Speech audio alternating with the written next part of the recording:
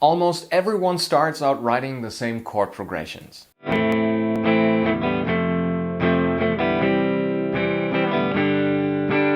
And the problem isn't that they sound bad, the problem is that they sound like 1,000 other songs. Most beginners learn chords first, but not how to actually control emotion with them. And that's exactly why today we're gonna look at a few simple steps you can use to write chord progressions that instantly sound more interesting, unique, and professional.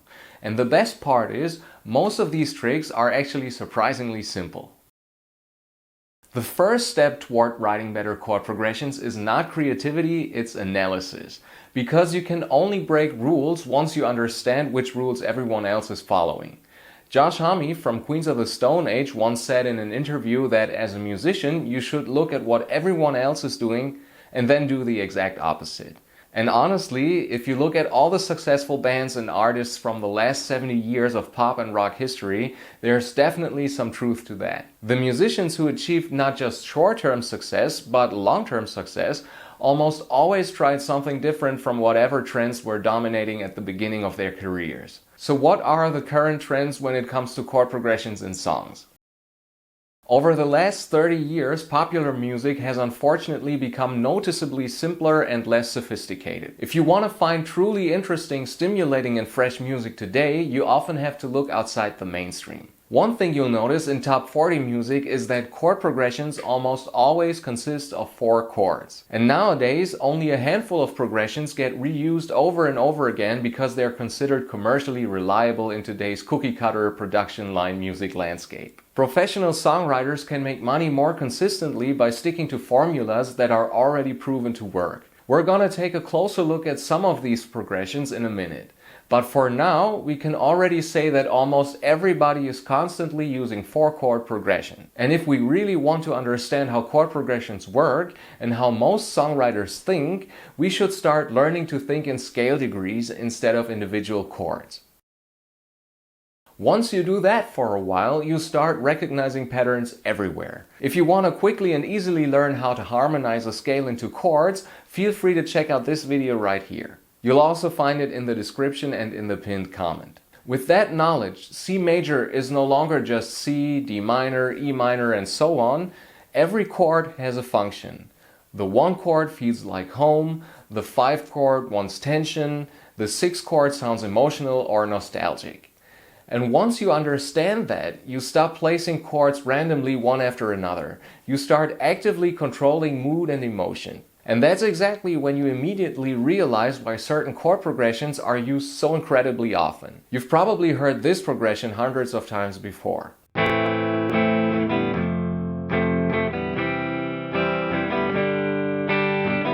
Why? Because it works.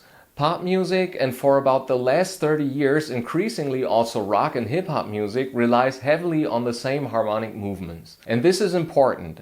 Clichés are not necessarily the enemy. At first, they can actually be a reference point. A lot of people immediately try to be completely unique without even understanding why certain chord progressions work emotionally in the first place. So now let's take a closer look at some of these so-called clichés. Before you can write interesting chord progressions, you need to know the boring ones. I already briefly played the first progression in the intro. Over the past decades, this progression has been used so often in almost every genre, even metal, that there are literally parody videos about it now. We can play this progression in major as 1, 5, 6, 4.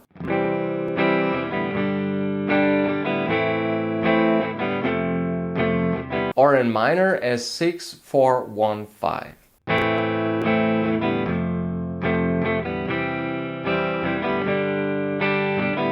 Personally, I immediately tune out whenever I hear songs using this progression. In my opinion, it has simply been overused to the point where it doesn't create any emotional response for me anymore except frustration.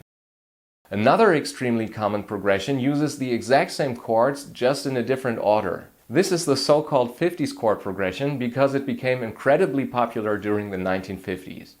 Written out, it goes 1, 6, 4, 5.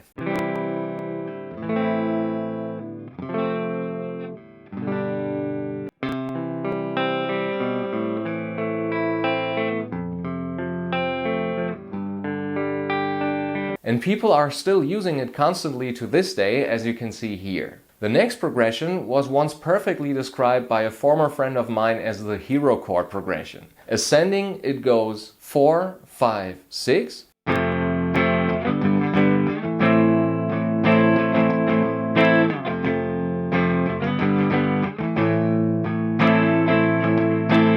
And descending 6, 5, 4.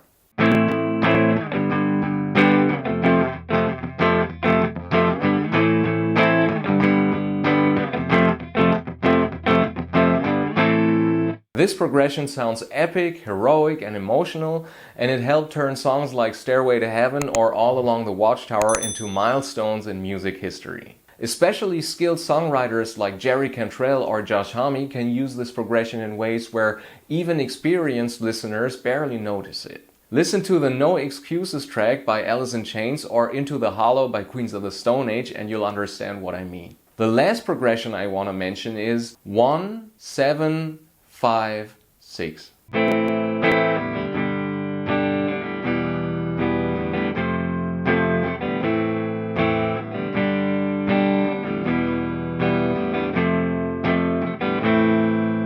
This one has been reused over and over again ever since Can't Stop by Red Hot Chili Peppers. Now that we know some of these cliché progressions, let's take a look at how we can write catchy chord progressions that still sound fresh without putting in a ridiculous amount of effort.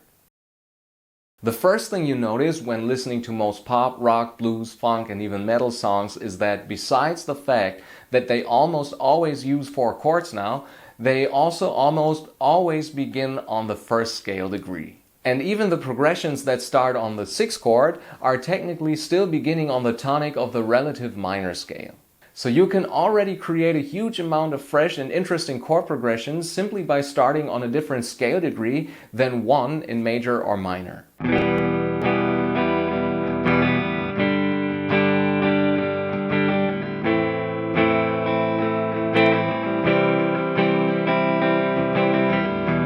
And things become even more interesting when you leave the tonic out completely.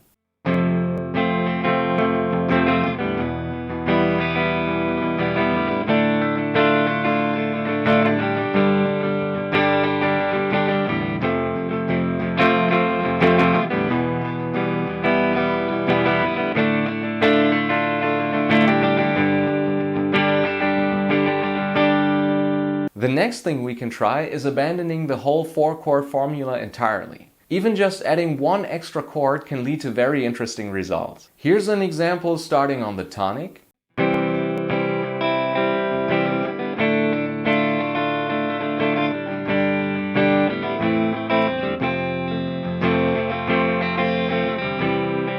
And now another example without beginning on the tonic at all.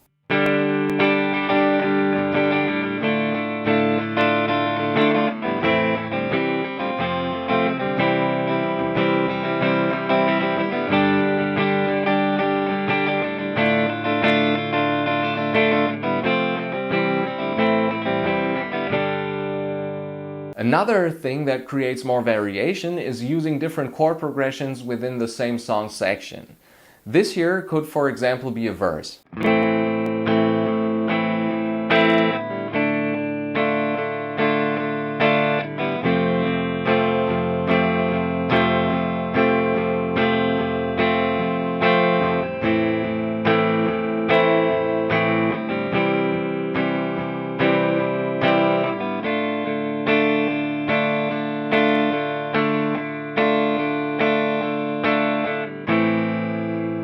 In my song Time and Time Again, I wrote this chorus using the exact same concept.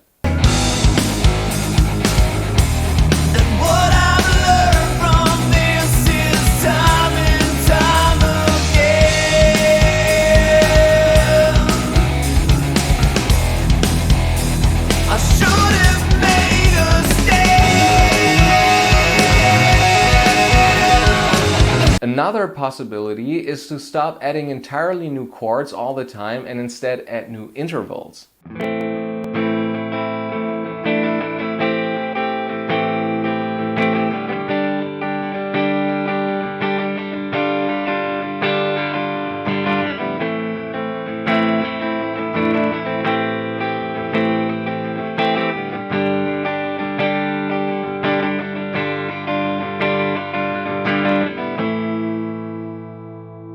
these tricks already work using very simple tools and basic chords. Now let's also take a look at some more advanced concepts. The first one would be so-called borrowed chords. Borrowed chords basically mean taking chords from a parallel minor key. And that often creates effects that sound unexpected and emotionally interesting.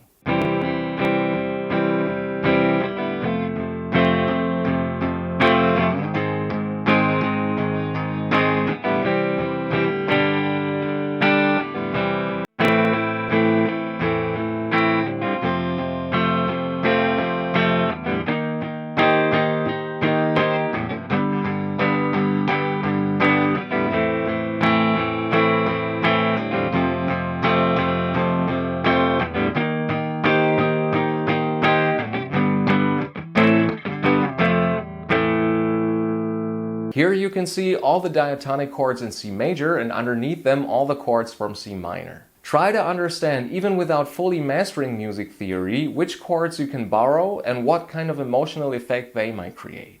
The Beatles actually did this constantly, even without fully understanding the theory behind what they were doing. And finally, we also have to mention negative harmony. Negative harmony is a music theory concept where a melody or chord progression gets mirrored around a certain axis in order to create a new negative version of it. There are already tons of YouTube videos explaining exactly how this concept works. But the real challenge is not becoming overly technical. Using progressive ideas in a way where the song still feels immediately accessible is much harder than simply throwing more and more complicated concepts into your songwriting. The best chord progressions usually don't happen by accident. They come from a combination of understanding, imitating, and consciously breaking expectations. And that's exactly why you should first learn what everybody else is doing, because only then can you decide when to do something completely different. If you enjoyed this video and found it helpful, feel free to subscribe to the channel so you don't miss out any future tips and videos. And then I'll see you again in the next one. Until then, bye.